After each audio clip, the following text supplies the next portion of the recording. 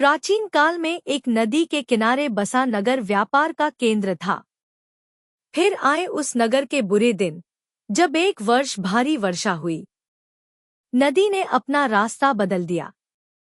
लोगों के लिए पीने का पानी न रहा और देखते ही देखते नगर वीरान हो गया। अब वह जगह केवल चूहों के लायक रह गई। चारों ओर चूहे ही चूहे नजर आने लगे। चूहों का पूरा साम्राज्य ही स्थापित हो गया। चूहों के उस साम्राज्य का राजा बना मूषकराज चूहा। चूहों का भाग्य देखो, उनके बसने के बाद नगर के बाहर जमीन से एक पानी का स्रोत फूट पड़ा और वह एक बड़ा जलाशय बन गया। नगर से कुछ ही दूर एक घना जंगल था। जंगल में अनगिनत हाथी रहते थे। उनका राजा गजराज नामक एक विशाल हाथी था। उस जंगल क्षेत्र में भयानक सूखा पड़ा। जीव जंतु पानी की तलाश में इधर-उधर मारे मारे फिरने लगे। भारी भरकम शरीर वाले हाथियों की तो दुर्दशा हो गई। हाथियों के बच्चे प्यास से व्याकुल होकर चिल्लाने व दम तोड़ने लगे। गजराज खुद सूखे की समस्या से चिंतित था और हाथियों का कष्ट जानता था। एक दिन गजराज की मित्र चील ने आकर खबर दी कि खंडहर बने नगर के दूसरी ओर एक जलाशय है।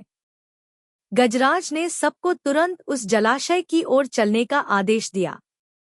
सैकड़ों हाथी प्यास बुझाने डोलते हुए चल पड़े। जलाशय तक पहुंचने के लिए उन्हें खंडहर बने नगर के बीच से गुजरना पड़ा। हाथियों के हजारों पैर चूहों को रौंदते हुए निकल गए। हजारों चूहे मारे गए। खंडहर नगर की सड़कें चूहों के खूनमांस के कीचड़ से लथपथ हो गई। मुसीबत यहीं खत्म नहीं हुई। हाथियों का दल फिर उसी रास्ते से लौटा। हाथी रोज उसी मार्ग से पानी पीने जाने लगे।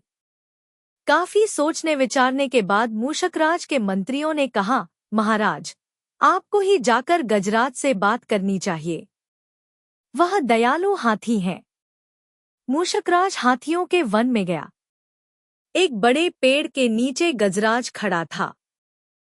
मूषकराज उसके सामने के बड़े पत्थर के ऊपर चढ़ा और गजराज को नमस्कार करके बोला। गजराज को मूषकराज का नमस्कार। हे महान हाथी, मैं एक निवेदन करना चाहता हूँ।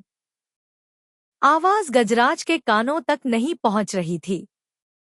दयालु गजराज उसकी बात सुनने के लिए नीचे बैठ गया और अपना एक कान पत्थर पर चने मूषकराज के निकट ले जाकर बोला, नन्हे मियाँ, आप कुछ कह रहे थे, कृपया फिर से कहिए।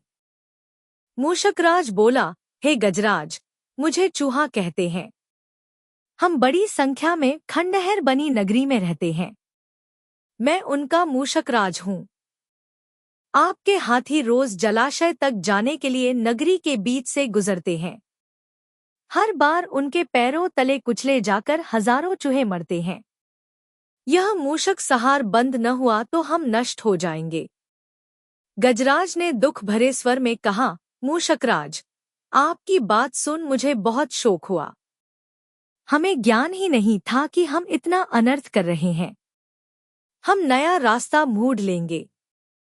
मूषकराज कृतज्ञता भरे स्वर में बोला, गजराज, आपने मुझ जैसे छोटे जीव की बात ध्यान से सुनी।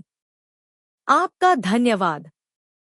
गजराज, कभी हमारी जरूरत पड़े तो याद जरूर कीजिएगा। गजराज ने सोचा कि यह नन्हा जीव हमारे किसी काम क्या आएगा, सो उसने केवल मुस्कुराकर मूषकराज को विदा किया। कुछ दिन बाद पड़ोसी देश के राजा ने सेना को मजबूत बनाने के लिए उसमें हाथी शामिल करने का निर्णय लिया। राजा के लोग हाथी पकड़ने आए। जंगल में आकर वे चुपचाप कई प्रकार के जाल बिछाकर चले जाते हैं। सैकड़ों हाथी पकड़ लिए गए। एक रात हाथियों के पकड़े जाने से चिंतित गजराज जंगल में घूम रहे थे कि उनका पैर सूखी पत्तियों के नीचे छल से दबाकर रखे रस्सी के फंदे में फंस जाता है। जैसे ही गजराज ने पैर आगे बढ़ाया, रस्सा कस गया। रस्से का दूसरा सिरा एक पेड़ के मोटे तने से मजबूती से बंधा था। गजराज चिंघाड़ने लगा। उसने अपने सेवकों को पुकारा, लेकिन कोई नहीं आया। कौन फंदे में फंसे हाथी के निकट आएगा। एक युवा जंगली भैंसा गजराज का बहुत आदर करता था। जब वह भैंसा छोटा था तो एक बार वह एक गड्ढे में जा गिरा था। उसकी चिल्लाहट सुनकर गजराज ने उसकी जान बचाई थी। चिंगाड़ सुनकर वह दौड़ा और फंदे में फंसे गजराज के पास पहुंचा। गजराज की हालत देख उसे बहुत धक्का लगा। वह चीखा, यह कैसा अन्याय है। गजराज, बताइए क्या करूं? मैं आपको छुड़ाने के लिए अपनी जान भी दे सकता हूं।